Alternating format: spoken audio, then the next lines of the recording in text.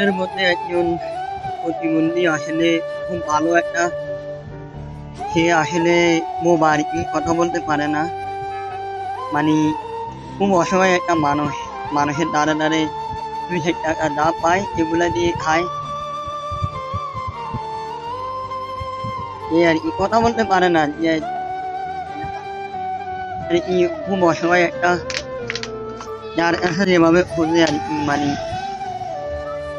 অসহায়, মানে সে জন্মগত ভাবে কিন্তু প্রতিবন্ধী আর কি, বোবা আর কি, কথা বলতে পারে না।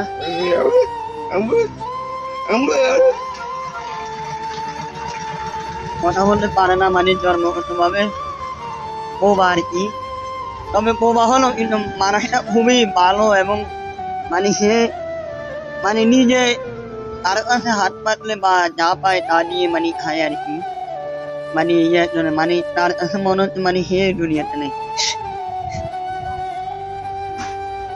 মানে ইহা দেখছেন, ইহা হেরোচ্ছে যখন শুনছে আমি, যখন শুনতে আমি বিয়ে করি, মানে আপনাদেরকে বলেন, যখন শুনে আমি বিয়ে করতেছি তখন মানে খুব হাসি হচ্ছে, মানে এরকম আর কি। তো আসলে সে খুবই একজন অসহায় মানুষ। আসলে আমাদের চারপাশে অনেক মানুষ আছে, বা অনেক মানুষ কথা বলতে পারে না, অনেকে আছে যে মানে অসহায়, বা অনেকের কাছে হাত পাতে।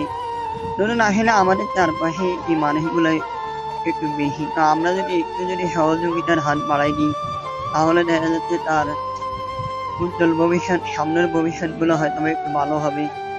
তো আপনারা তার জন্য দোয়া করবেন, আল্লাহ তাআলা তাকে এরকম বানাইছে, আমরাও দোয়া করি যেন সে ভালো থাকতে পারে, ভালো, বা আজকে যদি সে ভালো হইতো, কথা বলতে পারতো, মানে আমি যখনই কথা বলি তখনই আমার কথা সেটা ডিস্টার্ব করে। এই যে আমার একটা নাতি, নাম ইয়া যেটা করে, এই যে আমার একটা নাতি, নাতি আপনার নাম কি? মিরাজুল ইসলাম। আপনি কি করেন ভাইয়া?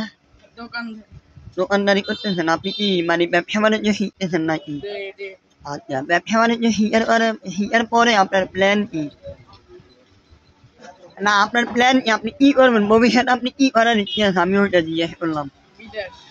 বিদেশ করবেন? তো প্রবাসী গেলে আপনি, প্রবাসে আপনি কখন যাবেন? প্রবাসে আপনি, এখন কি আপনার প্রবাসের বয়স? আল্লাহ যদি বাঁচায় কোনো এক সময় যায়।